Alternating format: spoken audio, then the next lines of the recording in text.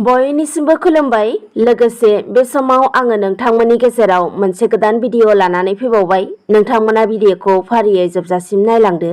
सेथि खौराङाव दङ आसाम मिजोराम सिमनायाव गिख्रंथाव मोनसे दावहा। खौरां मोननो हानाय बायदिब्ला आसामनि काछार जिल्लानि सिङाव थानाय लाइलापुर ओनसोलाव आसाम मिजोराम सिमनायाव मिजोरामनि सुबुंफोरा आयेन बेरेखा दखल खालामना थानो नाजानानै आसामनि रैखाथि जवान पुलिसनि रैखाथि होनायनि सायाव गोख्रोङैनो दाङाबाजि जानानै थाङो। मोनथिनो मोननाय बायदिब्ला बे जाथायाव मिजोरामनिफ्राय अन्थाइ खुबैनानै गाग्लोबनाय आरो गुलि गावग्लुंनानै गाग्लोबनाय जाथायाव आसाम पुलिसनि सा6 जवाननि जिउ खहा जानानै थाङो। बिनि गेजेराव आसाम पुलिस अफिसारनिबो जिउ खहा जादों होनना खौरां मोननो हादों। दानिया नैथि खौराङाव फैदो।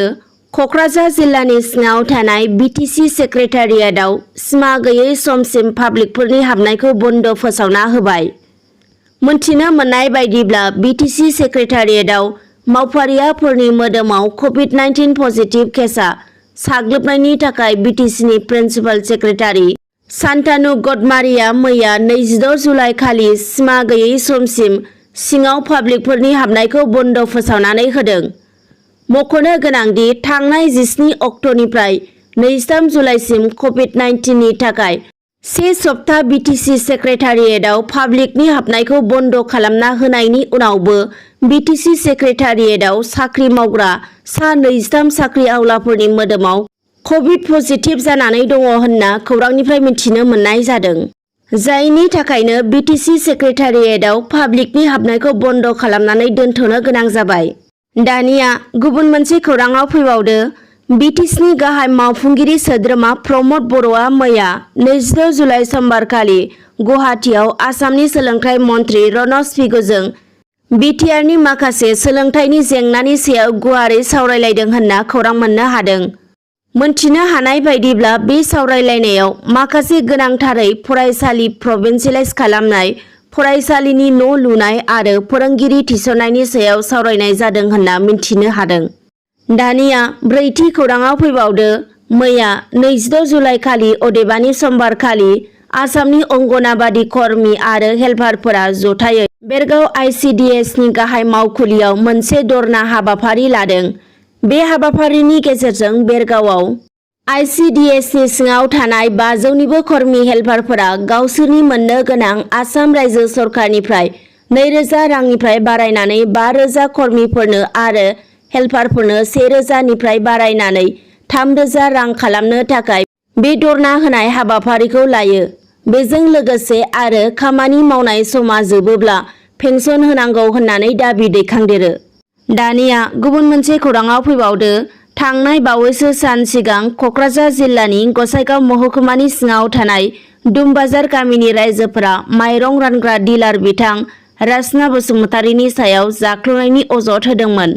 जाख्ल'नायनि बे अजद होनायखौ लानानै दुमबाजारनि बिथां डिलार रासना बसुमतारीया रायजो राजानि सिगाङाव गावनि खेंफोरथिखौ होयो दि जेराव बिथाङा बुङो बेफोर जेंनाफोरनि सायाव बिथांजों गामिनि सुबुंफोरा जेबो सावरायगोरालासिनो कमप्लेन हैनाया मोजां जायाखै आरो कमप्लेन हैनायनि जाउनावनो जेब्ला गावखौ सासपेन्ड खालामना दोनो अब्लासो बेफोर जाथायनि सायाव मिन्थिनो मोन्दों होननानै बिथाङा खौरांगिरिनि गेजेरजों फोरमायदों। बिथाङा बुङोदि गावजों सावरायगोरनायमोनब्ला बेफोर गासैबो समस्याया जोबगौमोन आरो गावबो सासपेन्ड जानांगौ गैयामोन आरो बेबायदि ससियेल मिडियायावबो होनो गोनां गैयामोन होनना बिथाङा खौरांगिरिनि गेजेरजों बुंबावो।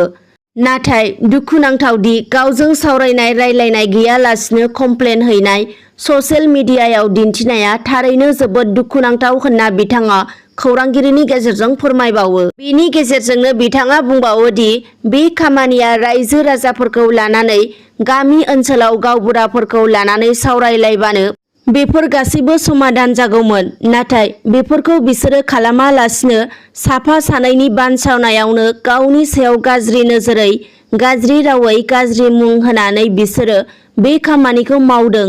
बियो थारैनो जोबोद दुखुनांथावनि बाथ्रा होननानै बिथाङा जोबोद दुखुजों फोरमायो।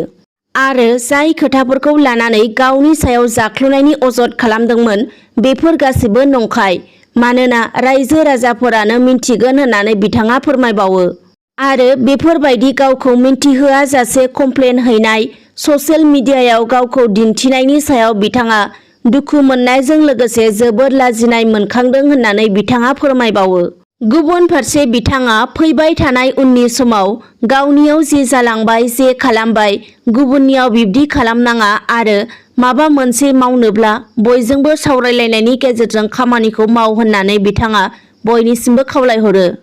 दानिया 6थि खौराङाव फैबावदो मुवा बेसाद गेस सिलिन्डार बेसाद बारायनाय पेट्रल डिजेलनि बेसेन बारायनायखौ लानानै मैया आसुनि बानजायनायाव मोनसे सुबुं होस्रिखावनाय हाबाफारि जानानै थांदों। मख'नो गोनांदि रायजोआव मुवा बेसादनि सानथ्र'हायै बेसेन बांनायनि जाउनाव सरासनस्रा सुबुंफोरखौ नोरजिया खालामनायखौ लानानै बे होस्रिखावनाय हाबाफारिखौ लानाय जादों आसुआ।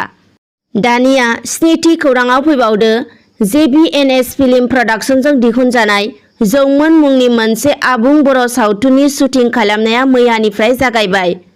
मोनथिनो मोननायाव JBNS फिल्म प्रडाक्शननि नाजानायाव बाक्सा जिल्लानि जफांद होननाय मोनसे गेलेग्रा फोथाराव जौमोन मुंनि बर' सावथुननि शुटिं खालामनायखौ बेखेवजेननाय जादों। बे सावथुन बेखेवनाय हाबाफारिखौ बर' सावथुन मुलुगनि फेस्ला फावखुंगुर फैला बरगयारी बिथाङा बेखेवजेननानै होदों। मख'नो गोनांदि बे जौमोन आबुं बर' सावथुनाव फावखुंगुर महरै सोमदोन, फावखुंग्रि महरै सानसुमै आरो रुबुल बिथांमोनहा बाहागो लागोन। आरो बे सावथुननि दिथागिरि आरो सावथुन लिरगिरि फावखुंगुरनि रल लानाय सोमदोन बर' बिथाङा सिगां समावबो गोबां सावथुन दिहुनबोबाय आरो दिथा होनाय खामानिखौबो मावबोबाय थाबोदों होनना मिन्थिनो मोननाय जादों। बे सावथुननि फावखुंगुर सोमदोन बर' बिथाङा जौमोन सावथुनखौ अनसायगोन आरो नायगोन होननानै रायजो राजाफोरनिसिम आसा खालामनाय थायो। दानिया आरोबाव गुबुन मोनसे खौराङाव फैबावदो चिरां जिल्लानि रुनिकाटा पुलिस थानानि सिङाव थानाय भारत भुटान सिमना हाथिसार ओनसोलनि सा दावागुरि गामियाव हाग्रानि मैदेरा फैनानै न'फोरखौ बोफाय-बोसि खालामफैदों। जाथायनि सोमोन्दै मिन्थिनो मोननाय बायदिब्ला हाग्रानिफ्राय आदार नागिरनानै फैनाय मैदेरा करन्जय बसुमतारीनि न'खौ गाख्रेबना गालांजोबो। मख'नो गोनांदि हाग्रानिफ्राय फैनाय मैदेरखौ होबाय थाफुनाय समावनो माब्रै हान्जानिफ्राय मासे मैदेरा न'खौ बोफाय-बोसि खालामलांदों। बोफाय-बोसि खालामनाय समावनो ओनसोलनि रायजो राजाफोरा होखारनो नाजासेयावबो होखारनो हायाखै। थारैनो मैदेरा न'खौ बोफायनानै गोबां मुवा बेसादफोरखौ खहा खालामनानै गालांदों होनना न'खरनि सुबुंफोरा फोरमायदों। खौरांगिरिनि सिगाङाव न'खरनि सोद्रोमाफोरा फोरमायथिबावनाय बायदिब्ला सिगाङावबो बेबायदिनो हाग्रानि मैदेरा फैनानै थायोमोनब्लाबो बेबायदि खहा खालामफेराखैमोन। दानि समनि ओंखारबोनाय मैदेरासो बेबायदि खहा खालामदों होननानै न'खरनि सुबुंफोरा फोरमायदों। दिनैनि भिडिअ'आ बेखिनियानोसै। गोजोन्थों।